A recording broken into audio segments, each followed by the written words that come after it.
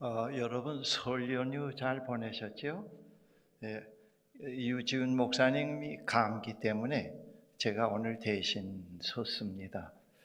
어, 오늘 이 설교 말씀을 여러분들에게 드리는데 그 주제가 마술과 신앙입니다. 제 설교가 오늘은 이제 강의가 되겠습니다. 여러분 강의를 듣는다고 생각하시고 편안한 마음으로 경청해 주시면 감사하겠습니다. 제가 금년 들어서 더욱더 느끼는 것은 우리 예배 분위기가 점점 자리를 잡혀가는 걸 보고 또 유지훈 목사님 오셔서 새로운 출발이 서서히 진행되는 걸 보고 너무 감사하고 기쁩니다. 오늘 제 강의를 여러분들이 잘 들으시고 충분히 소화하시면은 남은 생애 동안 하나님과 하는 여정길에 상당히 도움이 되실 거라고 확신합니다. 혹시 졸리는 분이 있으면 주무십시오.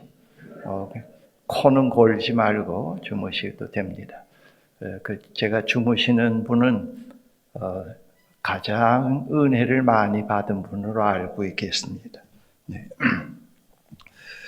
우리가 살고 있는 세상에는 우리의 의지와는 관계없이 여러 가지 자연의 사건, 즉 홍수, 태풍, 지진, 화산, 천둥, 번개, 일식, 월식, 사계절의 변화가 발생합니다. 한편 우리 사회에서는 질병, 사고, 죽음, 전쟁이 끊이지 않고 있습니다. 인간은 이러한 것들 앞에서 매우 무력합니다. 그리고 이러한 현상들 앞에서 공포와 불안을 갖게 됩니다. 이러한 그 현상들의 발생 원인을 합리적으로 설명할 수 있는 능력이 없는 미개인들에게 이것들은 모두 신비입니다. 미개인들은 이러한 사건들을 그들이 알지 못하는 사랑과 질투의 변덕스러운 신의 행동으로 이해하고 받아들였습니다. 미개인들은 그들의 운명이 이 신의 수중에 있다고 믿었습니다. 그들은 종족 보존과 삶의 안녕을 위해서 이 신의 노여움을 사지 않고 그의 환심을 사기 위해서 동물이나 곡물, 심지어 사람까지도 제물로 바치곤 하였습니다. 미개인들 사회에서 이 신과 미개인들 사이에서 중재 역할을 하는 마술사들이 있었습니다. 그 사회에서 그들의 위치는 어떤 권위보다도 우위에 있었습니다. 미개인들은 마술사들이 자신들의 운명에 결정적인 영향을 줄 수 있다고 확신하고 믿었습니다. 미개인들은 모든 사건을 우연으로 보지 않았습니다. 그들은 모든 사건은 변덕스러운 신적 존재에 의해서 조정된다고 믿고 있었습니다. 과학의 발달로 인간의 합리적인 기능이 열리면서 자연현상 그리고 인간 사회에서 발생하는 사건들의 신비의 베일이 벗겨지기 시작하였습니다. 과학은 이러한 사건들의 발생 원인을 밝혀주고 그러한 사건을 미리 예보하고 불행을 대비하는 방안도 제시하게 되었습니다. 그러나 과학이 미개인들이 가지고 있던 문제, 즉 공포와 불안은 해소시켜주지 못하고 있습니다. 오히려 현대인들에게는 자신을 인식하기 시작하면서 미개인들이 느끼지 못했던 도덕적인 가책, 삶의 의미, 죽음, 전쟁, 새롭게 발생하는 질병, 믿을 수 없는 잔인한 인간성, 핵, 자연의 질서의 균형이 깨어지는 데서 오는 여러 가지 환경 문제 등으로 인해서 삶의 공포와 불안이 더 심해지면서 삶 자체가 원시인들보다도 더 무거운 짐이 되어가고 있습니다. 마치 어린 아이 시절에 가졌던 막연한 의문과 불안이 점점 자라면서 구체적인 실존의 문제로 대두되는 것과 같습니다. 원시 사회에서는 삶의 공포와 불안이 종족이라고 하는 집단이 함께 경험하고 대처하기 때문에 현대인들과 같은 외로움, 정신적인 부담, 불안이 덜했습니다. 그러나 현대인들에게는 종족이 아닌 개인이기 때문에 그들이 경험하는 삶의 문제들을 혼자서 담당해야 하므로 미개인보다 더 깊은 실존적 불안과 정신적 긴장에서 살아가고 있습니다. 물론 현대 사회에 이러한 인간 문제를 돕기 위한 전문 분야의 도우미들, 즉 의사, 변호사, 정신과 의사, 심리치료사, 또 카운셀러가 있습니다. 그러나 그들의 도움 역시 한계가 있습니다. 과학이 미개인들의 신비를 벗기기는 했지만 인간이 가지고 있는 공포와 불안은 없애주지 못하고 있습니다. 현대인들에게는 미개인들에게는 열리지 않은 합리적 기능이 열리므로 미개인들에게는 나타나지 않았던 삶에 대한 의문과 정신적 고뇌가 더 심화되고 있습니다. 단지 미개인들과의 차이점이 있다면 원시 사회에서 공포와 불안이 미개인의 의식세계를 지배하였고 과학 시대에서는 그러한 것들이 현대인들의 무의식 세계에 깊이 숨어들어서 현대인들의 삶에 영향을 끼치고 있습니다. 이것을 다른 말로 표현하면 원시 사회에서 살던 미개인이 과학 시대에서는 현대인들의 무의식 세계에 깊이 숨어들어서 의식 세계의 삶을 교란시켜가고 있습니다. 원시 사회에서 미개인은 자신을 억압하지 않고 있는 그대로 드러내놓고 살았지만은 과학 시대의 미개인은 인간의 무의식 세계에 갇혀서 계속 억압되어 가고 있습니다. 억압된 미개인은 억압된 상태로 가만히 있는 것이 아니라 계속 직접 간접으로 삶에 영향력을 끼치고 있습니다. 특별히 꿈에도 나타나고 고난과 역경이 올 때 이것은 상당히 우리들에게 영향력을 주곤 합니다. 원시 사회에서 미개인은 그들이 살고 있는 현상 세계에서 일어나는 사건을 올바르게 이해하고 받아들일 수 있도록 도와주는 참된 영성이 없었습니다. 다시 말해서 마술에 사로잡혀 있는 그들을 깨어나게 하는 영성이 없었습니다.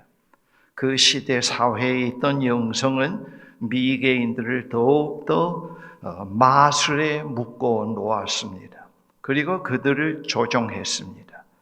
원시 사회 자체가 미개인의 의식세계 그 자체였습니다. 미개인들은 진실이 아닌 것을 사실처럼 믿고 살았습니다. 그것이 마술의 힘 때문이었습니다. 그 시대 사회 전체를 마술이 지배했습니다. 과학이 사실이 아닌 것을 사실처럼 믿었던 신비의 베일을 벗겨주었지만은 인간이 가지고 있는 공포, 불안의 문제에 완전히 해답을 주지 못하고 있습니다.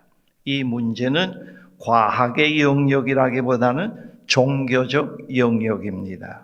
미개인을 깨우는 일은 참된 영성이래야 할 수 있습니다.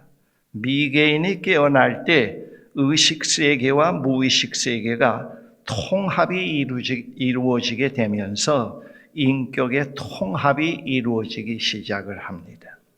미개인들은 보이는 세상에서 일어나는 사건을 바르게 보고 판단할 수 있는 능력이 없기 때문에 사건을 우연으로 보지 않습니다. 모든 사건을 신비로 봅니다. 미개인에게 현실에서 일어나는 사건들은 모두 신비입니다. 미개인들에게 이 세계는 신령한 힘이 끊임없이 작용하는 장소로 생각되었습니다. 그 신령한 힘이란 자비롭고 때로는 악의에 차 있습니다. 그러므로 그 의도가 무엇인가를 파악해야 하며 그의 환심을 사도록 해야 하고 그의 해악을 피해야 합니다. 그 일은 원시 사회에서 절대적인 지배력을 가지고 있는 마술사의 마술로 행해지곤 했습니다. 미개인은 자연의 원인에 의한 죽음을 생각하지 못했습니다. 만일 어떤 사람이 죽었다면 그는 죽을 수밖에 없기 때문이요.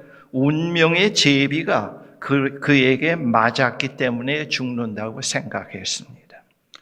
미개인들에게도 상징이 있었습니다. 심볼. 그러나 그들에게 있어서 상징은 사건의 의미를 전달하는 것이라기보다는 어떤 사건을 동반하는 징조였습니다. 미개인들은 새들이 날거나 우는 것이 어떤 틀림없이 없는 징조라고 생각했습니다. 미개인들은 그러한 징조 위에 신앙의 전 체계를 쌓아 올려서 그 신앙의 권위는 의심할 수 없는 것이라고 그들은 절대시했습니다. 경험이 그 신앙을 결코 반증할 수는 없었습니다.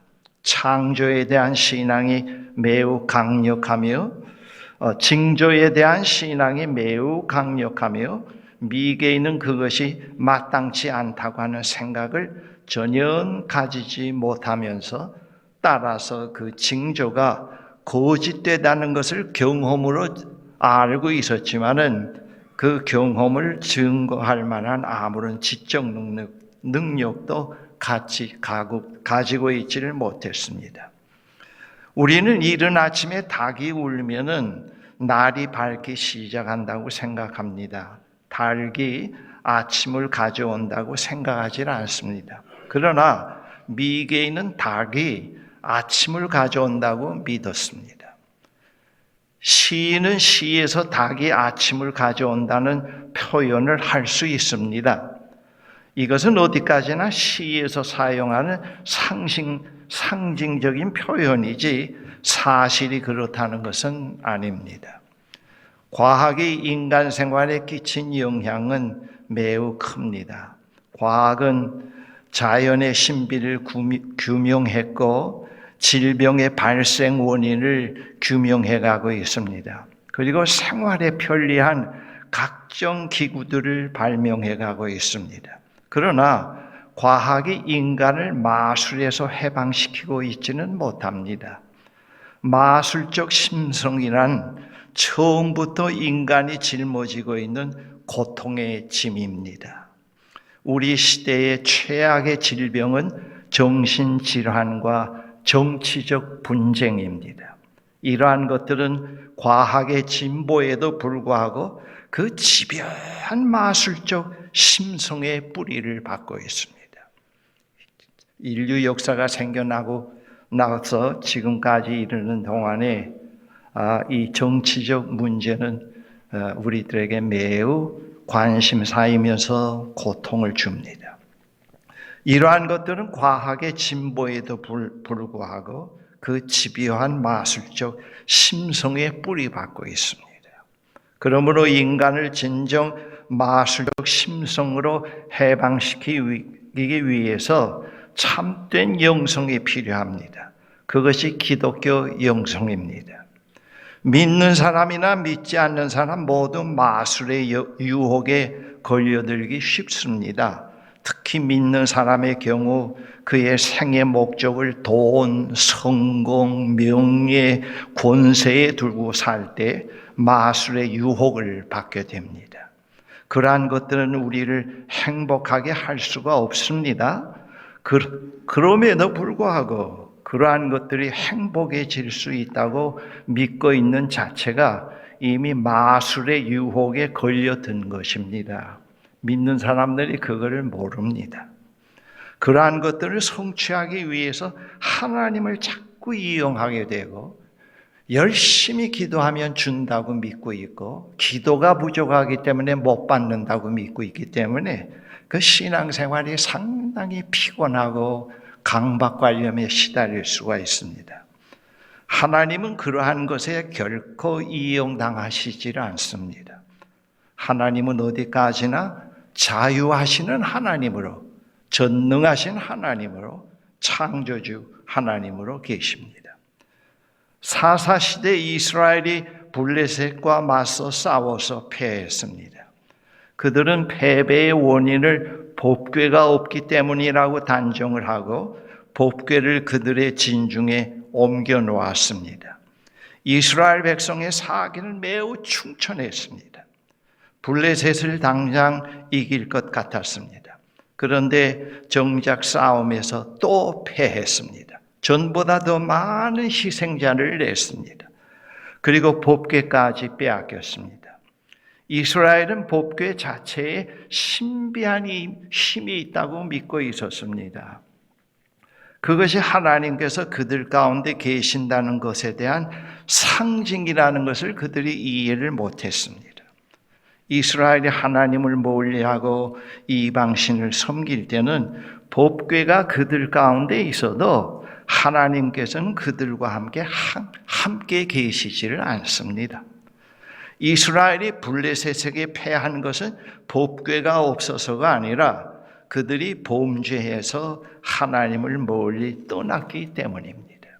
이스라엘이 전쟁에 패한 사건을 통해서 하나님께서 그 사실을 그들에게 말씀하셨지만은 잘 알아듣지를 못했습니다. 그러나 선지자 사무엘은 그 사실을 알고 이스라엘 백성을 깨우쳤습니다. 하나님께서 우리에게 말씀하실 때 여러 경로를 통해서 말씀하십니다. 인간이 하나님을 경험하는 통로는, 깨닫는 통로는 그의 영성의 패턴과 밀접한 관련이 있습니다.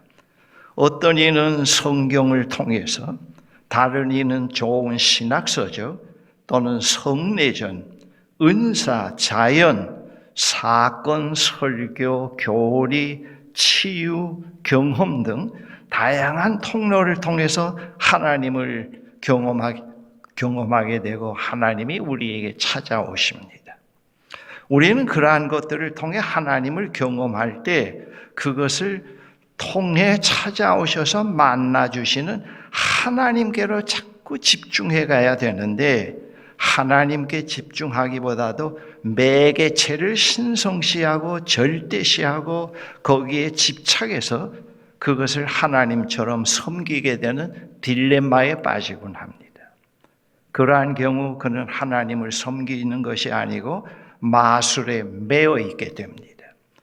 인간의 마음이란 하나님을 전체적으로 파악하기에는 너무나 작습니다.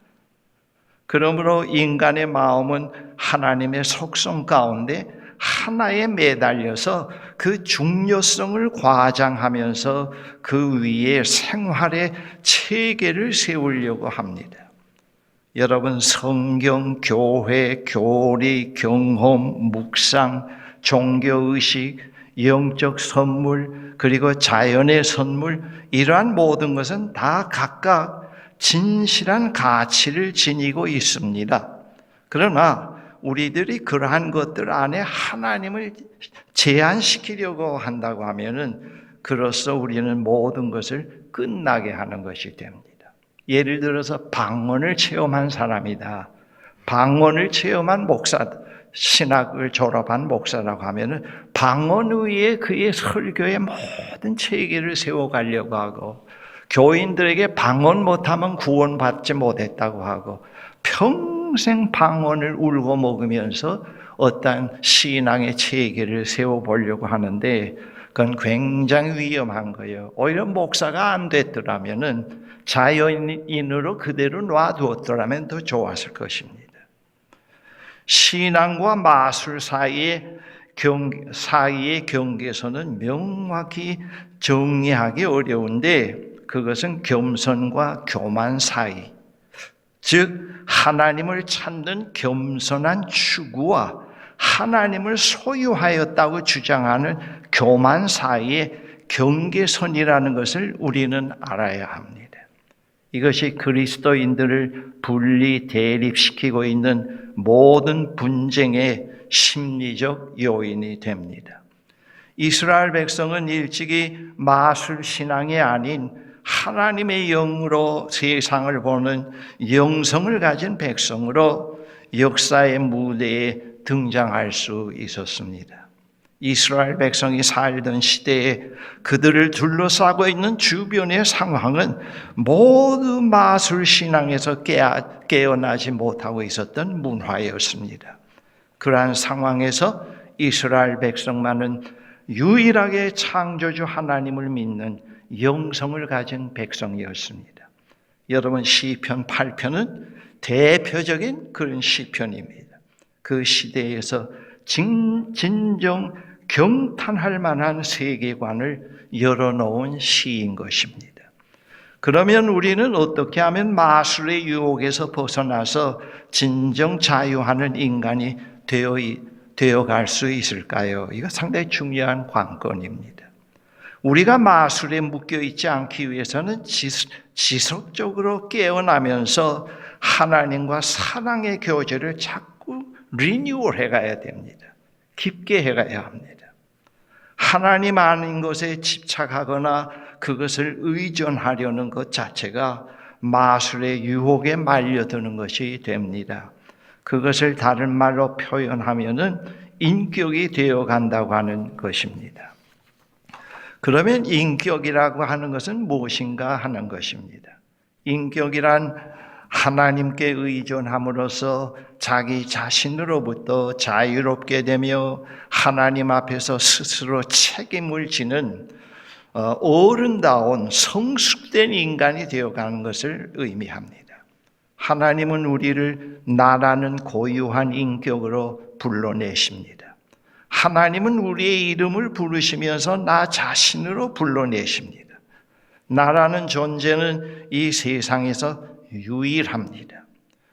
나와 같은 사람은 없습니다. 하나님은 그 유일한 나로 지으셨고 불러내십니다. 고유한 나는 피조적인 어떤 것과도 동일화시킬 수 없습니다. 오직 하나님과 진정한 교제를 가질 때만 진정한 인격이 되어 갑니다.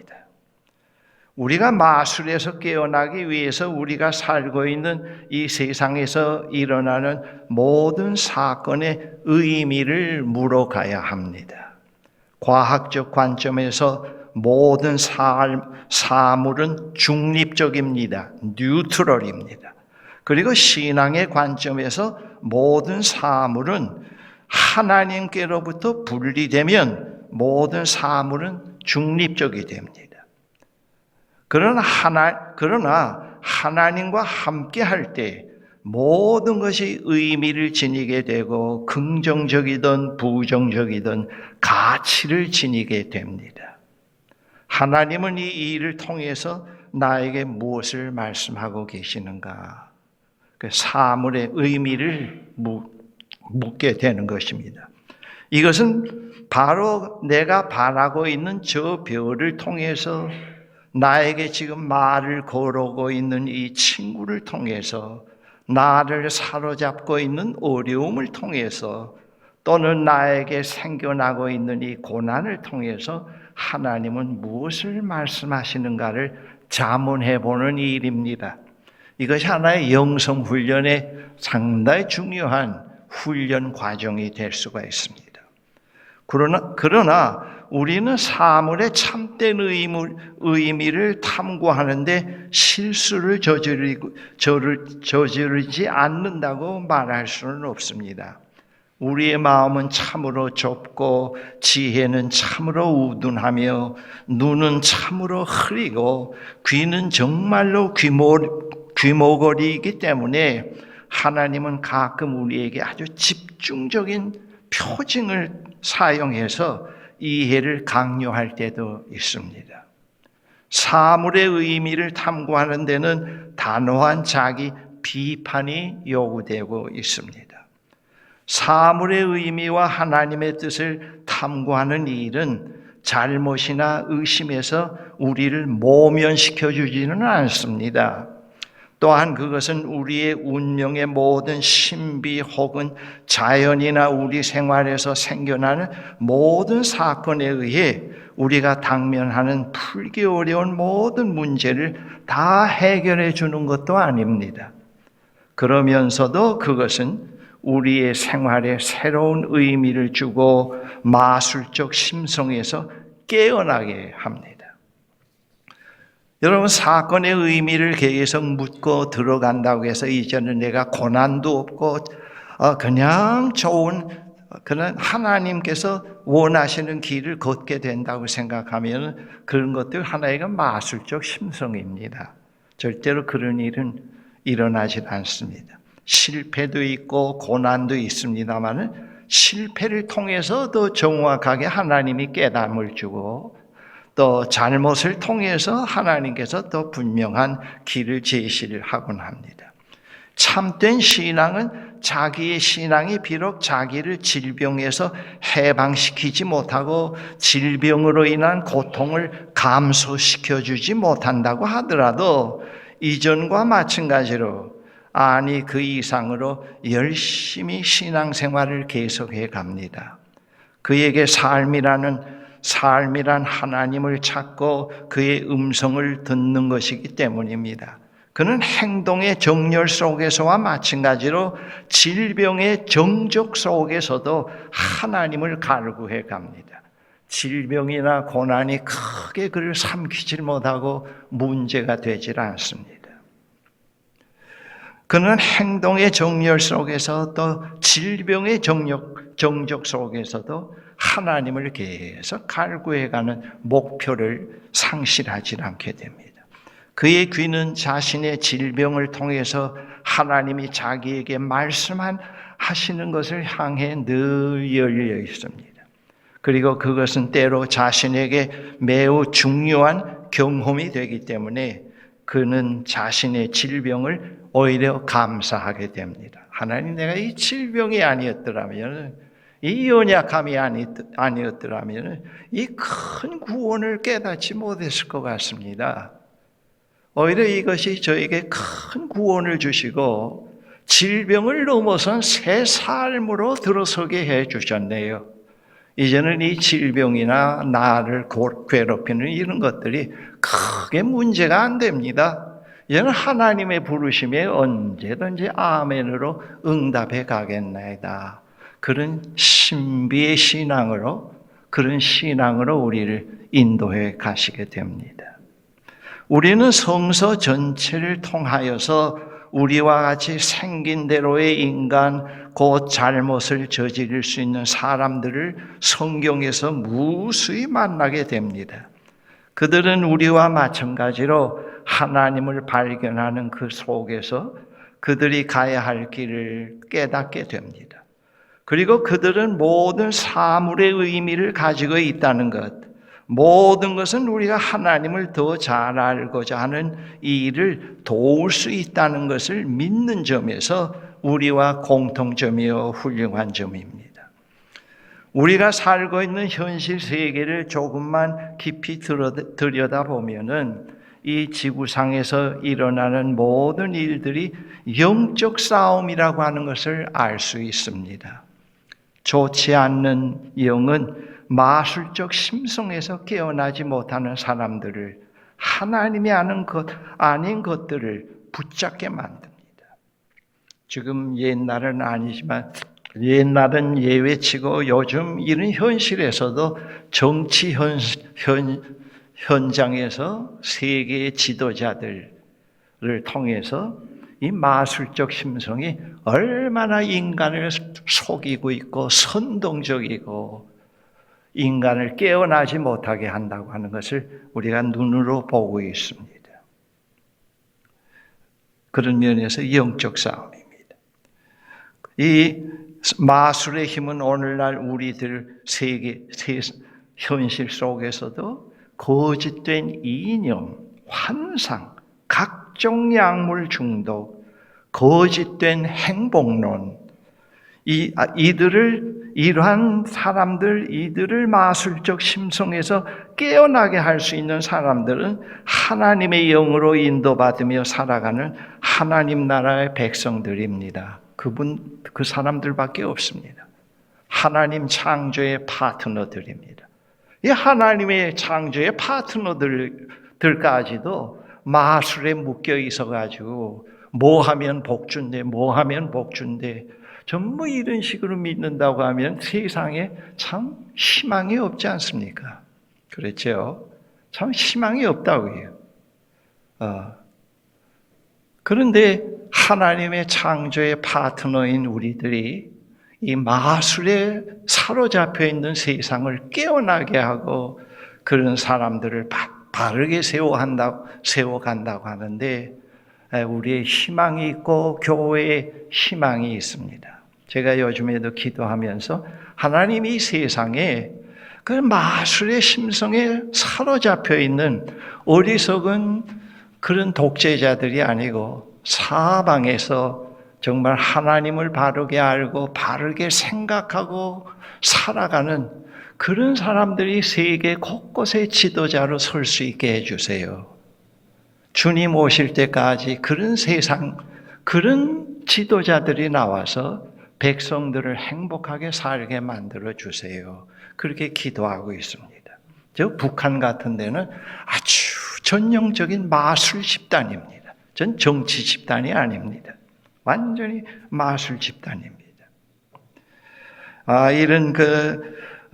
이러한 마술 심성에서 깨어날 수 있게 만드는 것이 우리 창조주 파트너인 우리들이요 교회입니다.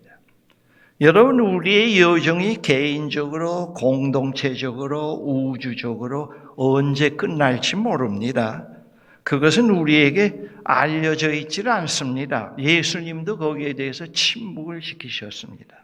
그러나 우리는 매 순간순간 도상에 있다는 걸 알아야 됩니다. 하나님과 함께하는 도상에 있으면서 계속 그가 말씀하시는 것을 듣고 되어가고 있고 낡은 옷을 벗어가고 있고 실패와 고난 속에서 그의 음성을 듣게 되고 그분을 통해서 계속 나아갈 수 있다고 하는 것. 가난이나 질병이나 어떤 실패가 절대로 우리를 삼키지 못하는 실존으로 되어가고 있다고 하는 것. 이거 상당히 중요해요. 이것이 중요합니다. 우리는 그런 가운데서 매 순간순간 도상에 있습니다. 어느 한순간 이거면 됐다 하는 순간은 없습니다. 그러나 우리는 부활하신 주님과 함께 있는 도상의 여정입니다. 홀로 있는 여정이 아니고 부활하신 주님과 함께 있는 여정이며 우리의 미래는 부활하신 주님의 미래입니다. 다시 한번 말합니다. 우리의 여정이 개인적으로, 공동체적으로, 우주적으로 언제 끝날지는 모릅니다. 그것은 우리에게 알려져 있지 않는 비밀입니다. 우리는 매 순간순간 도상에 있습니다. 그러나 우리는 부활하신 주님과 함께 하고 있는 여정이며 우리의 미래는 부활하신 주님의 미래입니다. 여러분, 이거 상당히 중요합니다. 여러분, 우리 금년 한 해도 열심히 마술적 심성에서 깨어납시다. 좀 더 희망을 주는 기독교인들이 됩시다. 나이 늙었다고 해서 열등감 가질 필요 없어요. 나이가 늙고 연한이 더해 가갈수록 신앙이 뭐라는 걸 깨닫게 됐다. 내 나이가 들어서 문제가 많지만 이것이 하나도 나에게 문제가 안 돼. 네. 그런 고백을 할 수 있으면서 우리가 젊은이들에게 그런 삶을 보여줘야 될 필요가 있습니다. 여러분, 우리가 살고 있는 시대는 상당히 힘든 시대입니다. 그걸 우리가 인정해야 됩니다. 우리는 늘 깨어있는 사람으로서 늘 하나님과 함께하는 도상에 있도록 설교 한번 듣고 그 다음 주부터는 언제 이런 얘기를 들었나 하고 그렇게 살지 말고 좀 더 깨어납시다. 좀 더 깨어나는 사람으로서 우리는 가정에서나 직장에서나 우리 다른 또 공동체에게 그런 영향력을 줄 수 있는 완전한 사람은 아닙니다만은 그러나 도상에 있다 하는 것을 늘 명심하면서 가장 소중한 인생의 도상에서 내가 주님과 함께 가고 있다고 하는 생각을 마음을 늘 품고 우리가 살아가도록 하십시다. 네. 제가 이 주제는 3월 일상의 주제로 이제 하려고 하는 걸 오늘 여러분들에게 말씀을 미리 드립니다. 깨어나는 우리 하나님의 파트너들을 만들어가기 위해서 계속 월별로 그런 깨어남과 관련된 주제를 가지고 일상을 인도해 가려고 합니다. 과거에도 그랬습니다만 우리 모세골 공동체가 하는 일은 바로 그겁니다. 깨어나도록 리뉴얼 시키는 거예요. 모순에 안주하지 않도록 아무런 구원이나 어떤 사건이 일어나지 않는 데서 안주하면서 기도 열심히 해라, 뭐 열심히 해라 그런 거는 이제 시향해야 된다고 봅니다. 그런 데서 벗어나야 됩니다. 우리는 새로운 목표를 향해서 우리 앞으로의 남은 생이 그만큼 중요합니다. 중요하니까 우리는 그런 생을 걸어가도록 해야 되겠습니다. 기도하십시다. 전능하신 하나님 아버지, 우리의 생은 주님과 함께하는 도상에 있습니다. 오늘까지 인도해 주시면서 계속 마술적인 심성에서 거짓된 확신에서 행복론에서 이념에서 우리를 깨우쳐 주시면서 오늘까지 온 것을 감사합니다. 금년 한 해도 계속 깨어나게 해 주십시오. 깨어나고 참 인격으로 되어가게 하옵시고 그리고 그 깨어남 속에서 만나고 이해한 분 하나님을 다른 사람들에게 전할 수 있게 도와주십시오. 이 도상에 있는 이 삶이 개인적으로 공동체적으로 우주적으로 언제 끝날지는 모릅니다. 그러나 우리의 생의 연한은 분명히 한계가 있습니다. 그 시점까지 계속 깨어나면서 그 여정을 걸어갈 수 있는 저희들이 되게 축복해 주십시오. 예수 그리스도의 이름으로 기도합니다. 아멘.